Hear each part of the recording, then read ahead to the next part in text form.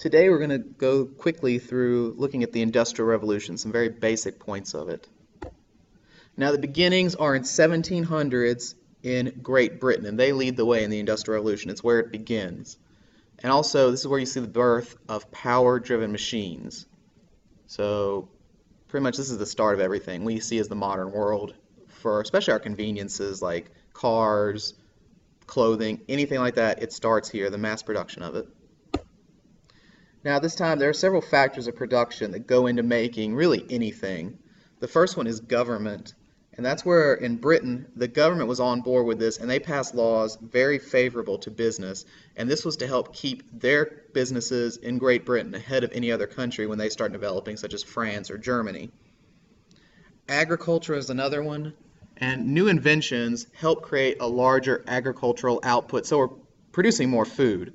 Seed drills, improved livestock breeding, and the enclosure movement all add to this increase in the food supply, which in turn increases population. The third, we have land, and these are any natural earth-made resources, so water, coal, iron. And water specifically is used to generate power, and this starts powering factories.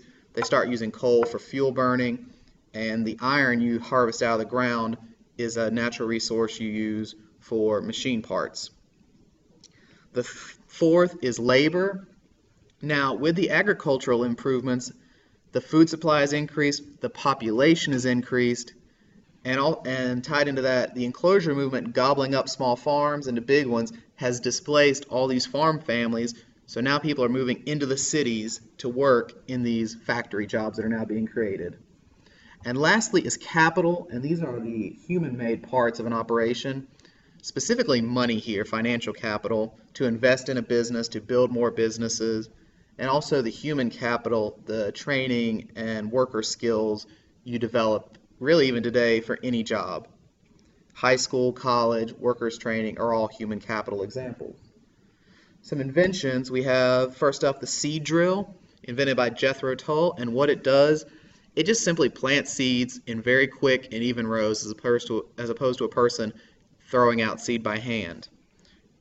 Next we have the cotton gin. Eli Whitney invented this to make the process of cleaning cotton easier.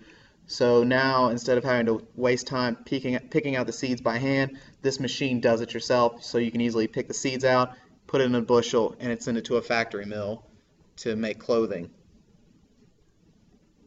Some others we have here are the spinning jenny, the spinning frame, and the flying shuttle. All these things are inventions that build on one another to make the clothing industry, the textile industry, faster and easier, and clothes now are mass produced and they become cheaper, and the quality does improve. Another invention is the steam engine, invented by James Watt, and this is still a working steam engine in Great Britain. Now this next man is Samuel Slater. Great Britain was very peculiar about sending off their ideas to people. They knew they had something special leading the way in this Industrial Revolution, so they tried to keep everything in their country, especially the design for their factories and the machines that are in their factories. What Slater does, he has a photographic memory, so he memorizes how to make these machines, travels over and builds the first mills in America after memorizing the machinery plans in Britain, which it was illegal to actually take the machines or the plans out of Great Britain. He just memorized it to kind of skirt the law. Now in America and England you have factories now. They're powered by water. The conditions are very dangerous. Children, very young children, 8, 9, 10, 12, are now employed. They're working in these conditions. But it also creates a larger middle class because some of these factory jobs pay very well, so now people are moving out of poverty. And also it produces mass-produced goods, especially when we get the assembly line later with Henry Ford, and this brings prices down because the quantity and supply increases to meet the demand. Now, like I mentioned, the harsh conditions, it's a very, very bad place to work. At these turn of the century or 18th century factories, conditions are harsh, unsafe. People lose fingers, hands, get injured and killed in accidents. These forced workers to join together in labor unions for collective bargaining to try to get safer conditions, to get higher wages that they deserve. And one of the ways to get these things of higher wages and improved conditions were strikes.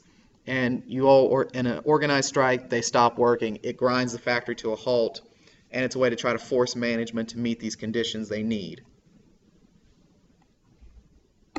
Now lastly, the positives and negatives. Three big positives are the increased production of goods, which increases the availability of goods, and then the prices decrease. You see this with the automobile at the turn of the 20th century. The assembly line created increased production, made the car more available, it drove the price down so almost anyone could afford a Model T. Some negatives are the harsh and unsafe conditions in the factories. I mean, like I said, it's not uncommon for people daily to die, lose fingers, lose eyes, get burned, very serious things. There's also the pollution that results from these factories, and you start seeing this in Great Britain and Europe and in America today, and you can still tell factories produce runoff waste, and they're still polluters. Also, child mortality is increased because people are working in factories, and even the pollution caused by them is starting to cause diseases, black lung, and it's spreading amongst people. And also one is the end of cottage industry, which are homemade items. So instead of your clothing being made at home, you are buying it from a textile mill or from a store who has bought it from a textile mill. So that was the Industrial Revolution in a short recap.